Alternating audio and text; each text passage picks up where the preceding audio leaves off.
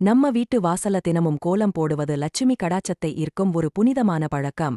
ஆனா இந்த கோலம் போடும்போது நம்ம அறியாமலேயே சில தவறுகளை செஞ்சுடுறோம். அந்த தவறுகளைப் பற்றி பார்க்கலாம். முதலில் கோலம் போடும் திசை. கிழக்கு பார்த்து கோலம் போட்டால் செல்வம் பெருகும், வடக்கு பார்த்தால் நல்லெண்ணம் கிடைக்கும். வேறு திசைகளில் முக்கிய நாட்களில் கோலம் போடுவதைத் தவிர்க்க வேண்டும். இரண்டாவது, கோலத்தை முழுமையாக முடிக்காமல் விடுவது. கோலத்தின் கோடுகள் அல்லது புள்ளிகள் முழுமையாக இணைக்கப்படாமல் இருந்தால் அது எதிர்மறை சக்திகளை வீட்டிற்குள் வரவழைக்கும் என்று சாஸ்திரம் கூறுகிறது. கோலம் எப்போதும் மூடியிருக்க வேண்டும். மூன்றாவது, கோலத்திற்கு பயன்படுத்தும் மாவு. பழைய, ஈரமான அல்லது பூச்சிகள் அரிக்கிற மாவை பயன்படுத்தக்கூடாது.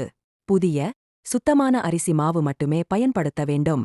இது எறும்புகள் போன்ற உயிரினங்களுக்கும் உணவாகும். நான்காவது, நேரம் தவறி கோலம் போடுவது.